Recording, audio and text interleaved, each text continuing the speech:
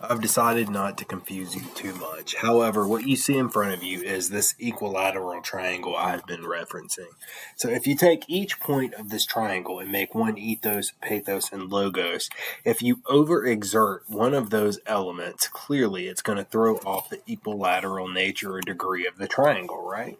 And so each argument has to be viewed as an equilateral triangle, if you will, based on the modes of appeal or persuasions. Each has to be equal. It has to be measured based on the audience and the purpose and the context of your academic writing.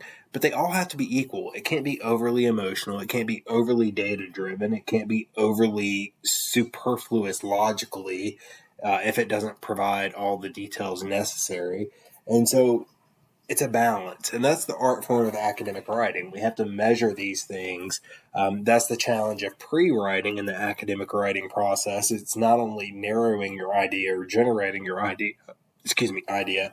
It's also determining what sources you want to use, how you want to use them, in what order you want to use them, and how do we balance these things in our writing, our emotion, our data, and our logic. How do we combine all of these in the perfect balance? How do we leverage them to make ultimate impact or contact with our audience?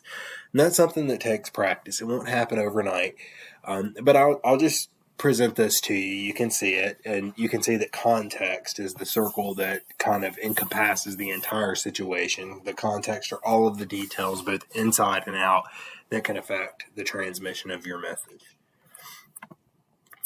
We're also going to talk about now how to integrate your sources, how to cite sources. So we're going to kind of divert from a theoretical aspect to a more how do you write this, how do you integrate your sources, how do you cite your sources. So hang in there. You're almost done.